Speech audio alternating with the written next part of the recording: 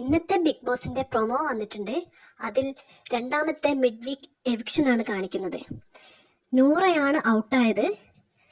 എല്ലാം റീ എൻട്രിയുടെ വരവോടുകൂടിയാണ് തകിടം മറിഞ്ഞത്. നൂറയും ആദിലയും ആരെങ്കിലും ഒരാൾ ടോപ്പ് 5-ൽ എത്താൻ ഉള്ളതായിരുന്നു. പക്ഷേ റീ എൻട്രിയുടെ വരവ് അവരുടെ ഗെയിമിന് വല്ലാത്ത രീതിയിൽ ബാധിച്ചിട്ടുണ്ട്. അതുകൊണ്ട് തന്നെ ഇന്നത്തെ മിഡ് വീക്ക് എവിക്ഷനിലൂടെ നൂറയാണ് പുറത്തു പോകുന്നത്. ഒരാഴ്ച മുന്നേ വരെ നന്നായി ഗെയിം കളിച്ചതായിരുന്നു നൂറ. ടിക്കറ്റോ ഫിനാലെ അടക്കം കിട്ടി ഗെയിമിൽ നല്ല പ്രകടനം കാഴ്ചവെച്ചതായിരുന്നു നൂറ. പക്ഷേ റീ എൻട്രിയുടെ വരവോടുകൂടെ ആകെ നൂറയുടെ ഗെയിം താളം തെറ്റി. എന്നാൽ റീ എൻട്രിയുടെ വരവുകൊണ്ട് അക്ബറിനും നവീനും ഗുണമേ ഉണ്ടായിട്ടുള്ളൂ. അവർ ടോപ്പ് 5-ൽ എത്തുകയും ചെയ്തു. ടിക്കറ്റ് ഫിനാലെ നന്നായി കളിച്ചിട്ടും നൂറയ്ക്ക് ഫൈനലിലെത്താതെ പുറത്തു പോകാനാണ് യോഗം.